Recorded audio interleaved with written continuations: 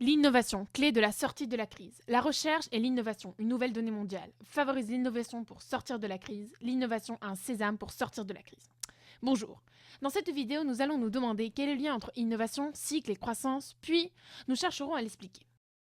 Mais tout d'abord, qu'entendons-nous réellement par innovation ? Eh bien, ce sont principalement les entreprises et les États qui, en investissant dans la recherche et le développement, permettent l'arrivée de nouvelles innovations. Une innovation est tout simplement une invention qui a été mise en production, c'est-à-dire produite à grande échelle. Mais revenons à notre question sur le lien entre l'innovation et les cycles économiques. Comment y répondre ?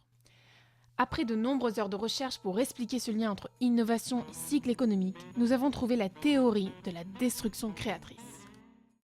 Ici intervient notre ami Joseph Schumpeter, économiste autrichien de la fin du 19e, début 20e siècle. Il cherche dans ses travaux à expliquer l'existence des cycles économiques, soit des fluctuations régulières, positives ou négatives de l'activité économique. Il existe selon lui une phase de destruction qui correspond à la phase descendante du cycle économique, source de récession économique, suivie d'une phase de création qui correspond à la phase ascendante, soit d'expansion économique de croissance. Et ces cycles sont reliés à l'innovation. Stop. D'accord, Schumpeter paraît bien intelligent, mais que veut-il nous dire par là ?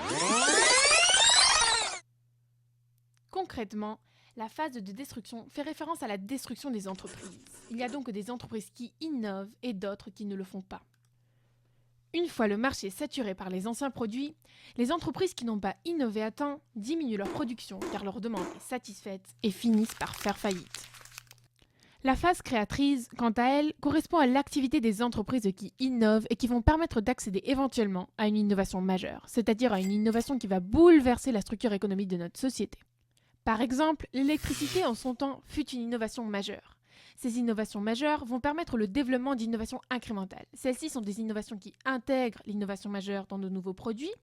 Ici, pour l'électricité, nous avons le frigo, la machine à laver, le toaster, la télé, la caméra. Ainsi, l'innovation majeure, accompagnée des innovations incrémentales, constitue la grappe d'innovation. Cette grappe d'innovation va donc permettre une modification progressive de la société et surtout être source de croissance. Mais comment concrètement cette grappe d'innovation garantit-elle la croissance ? Très simple. Une fois l'innovation majeure découverte, ces innovations incrémentales vont être intégrées comme de nouveaux produits dans le marché. Il va y avoir une demande et pour y répondre, les entreprises vont donc produire plus. Pour cela, elles devront embaucher et investir plus, ce qui garantira une reprise du cycle économique et donc de la croissance.